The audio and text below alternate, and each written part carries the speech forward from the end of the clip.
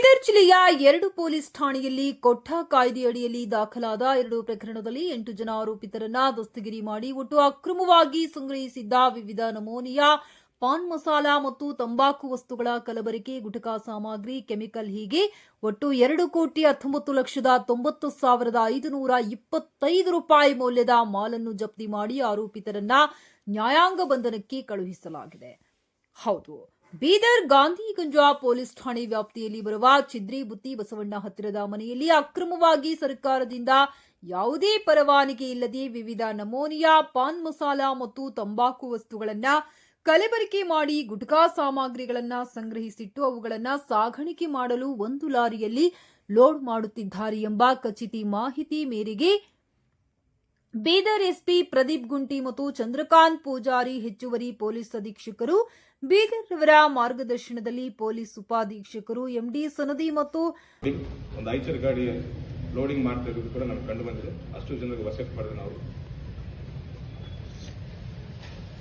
ಇದೆಲ್ಲ ಯಾರು ಗುಟ್ಕಾ ತಯಾರಿ ಯಾರು ಮಾಡ್ತಿದ್ದಾರೆ ಅನ್ನೋ ಮಾಹಿತಿಯನ್ನು ಪಡೆದು ಸೈಮಲ್ಟೇನಿಯಸ್ಲಿ ಇದನ್ನು ಎಲ್ಲಿ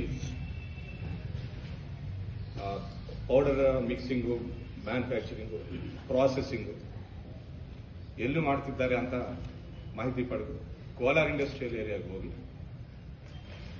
ಅಲ್ಲಿ ಕೂಡ ದಾಳಿ ಮಾಡಿದ್ದಾರೆ. ಅಲ್ಲಿ ಕೆಲವು ಮೆಷಿನ್ಸ್ ಯೂಸ್ ಮಾಡಿ ಅಡಿಕೆಯನ್ನು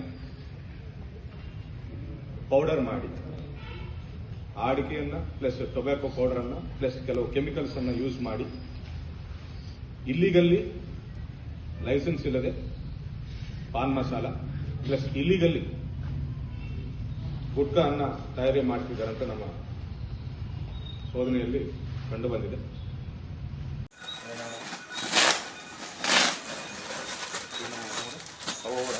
ಎಲ್ಲ ಅದೇ ಮಿಕ್ಸ್ ಮಾಡೋದು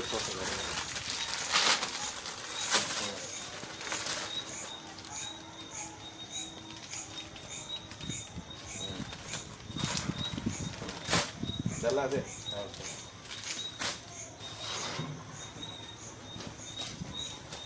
ಸರಿ.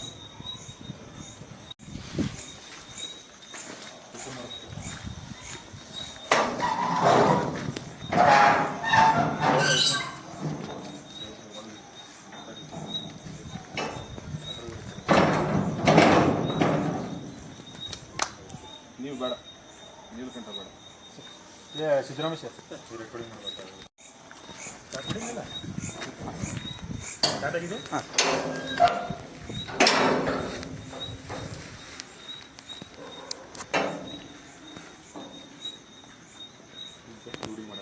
ನೋಡ್ತೀರಾ? ಸಪೋರ್ಟ್ ಮಾಡಿ.